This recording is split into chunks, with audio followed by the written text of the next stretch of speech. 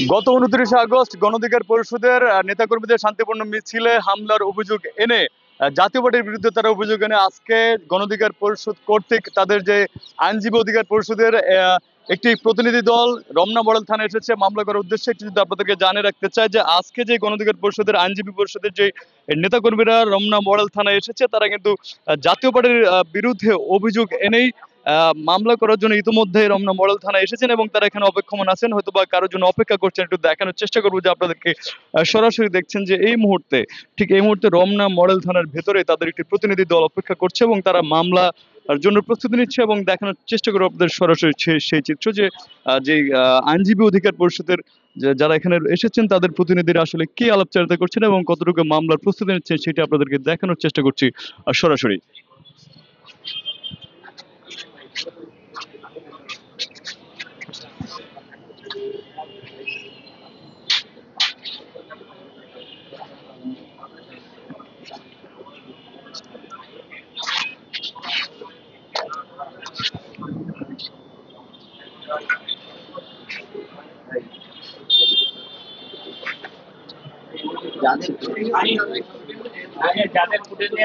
দর্শক একটু যদি আপনাদেরকে জানিয়ে রাখতে চাই যে যেমনটা আপনাদেরকে জানাচ্ছিলাম,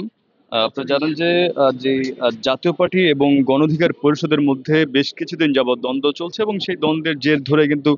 একাধিকবার হামলা ধাওয়া পাল্টা দেওয়ার ঘটনা ঘটেছে এবং সম্প্রতি সময় আমরা দেখেছি যে জাতীয় পার্টির কার্যালয়ে কিন্তু ভাঙচুরের মতো ঘটনা ঘটেছে। তো এখানে মূলত গণ অধিকার পরিষদ যেটি দাবি করছে যে জাতীয় পার্টি যে বিগত যে পতিত সরকার শেখ হাসিনা সরকারের সহযোগী হিসেবে কাজ করছেন এবং সেই অভিযোগ এনেই দেশ যে বিরোধী কর্মকাণ্ডের অভিযোগ এনে কিন্তু গণ অধিকার পরিষদ বারবার জাতীয় পার্টির যে বিভিন্ন কার্যক্রমকে ঘিরে তারা নানান কর্মসূচি দিয়ে আসছিল এবং সে আঙ্গিকে তারা বিভিন্ন সময় প্রতিবাদ বা বিক্ষোভ সমাবেশ করেছে জাতীয় পার্টির বিপক্ষে। তো তারই সূত্র ধরে কিন্তু গত 29 আগস্ট যে ঘটনা ঘটেছে, যে গণ অধিকার পরিষদের যে নেতাকর্মীদের উপর যে হামলা হচ্ছে জাতীয় পার্টির যে কেন্দ্রীয় কার্যালয় সেই কেন্দ্রীয় কার্যালয়ের সামনে, এবং সেই হামলায় কিন্তু গণ অধিকার পরিষদের যে ভিপি নূর তিনি কিন্তু আহত হয়ে বেশ কিছুদিন হাসপাতালে ছিলেন এবং আইসিইউতে ছিলেন এবং তার যে বিদেশ যাত্রার জন্য যে অন্তর্বর্তীকালীন সরকারের পক্ষ থেকেও উদ্যোগ নেওয়ার কথা ছিল কিন্তু সেটি এখনো কার্যকর হয়নি যদিও। কিন্তু আমরা দেখেছি যে সম্প্রতি সময়ে সেই গণ অধিকার পরিষদের ভিপি নূর কিন্তু কিছুটা সুস্থ হয়ে হাসপাতাল থেকে রিলিজ নিয়েছেন এবং তার পরক্ষণে কিন্তু তাদের যে হামলার ঘটনার জের ধরে কিন্তু আজকে তারা সেই হামলার ঘটনার জের ধরে জাতীয় পার্টির নেতাকর্মীদের বিরুদ্ধে অভিযোগ তুলে মামলা করার জন্য রমনা মডেল থানায় উপস্থিত হচ্ছেন এবং আমরা দেখেছি যে তাদের যে আইনজীবী অধিকার পরিষদের যারা এখানে রয়েছেন তাদের সাথে একজন গণ অধিকার পরিষদের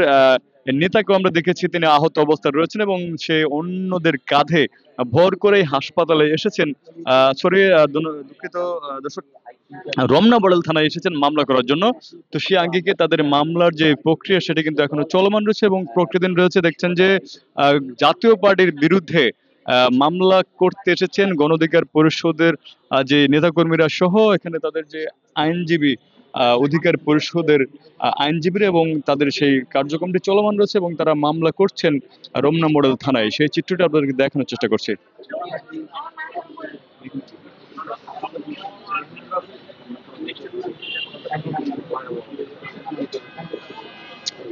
দর্শক দেখছেন যে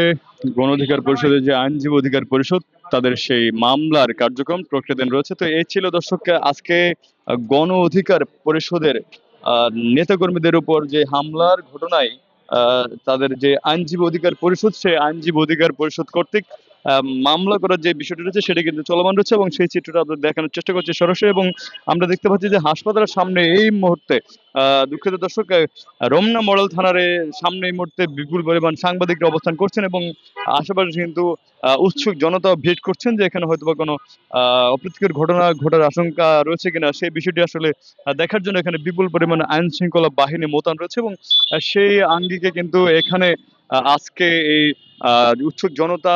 এবং সাংবাদিকদের ভিড় দেখা যাচ্ছে এবং সেই আঙ্গিকে আরো দেখতে পাচ্ছি যে আইন শৃঙ্খলা বাহিনীর কিন্তু সরব উপস্থিতি লক্ষ্য করা যাচ্ছে। দর্শক, এই ছিল জাতীয় পার্টির যে নেতাকর্মীদের বিরুদ্ধে গণ অধিকার পরিষদের যে আইনজীবী অধিকার পরিষদের যে প্রতিনিধি দল মামলা করতে এসেছে রমনা মডেল থানায় সেই ঘটনার সর্বশেষ। অভি আরিফ, সকালবেলা। ঢাকা।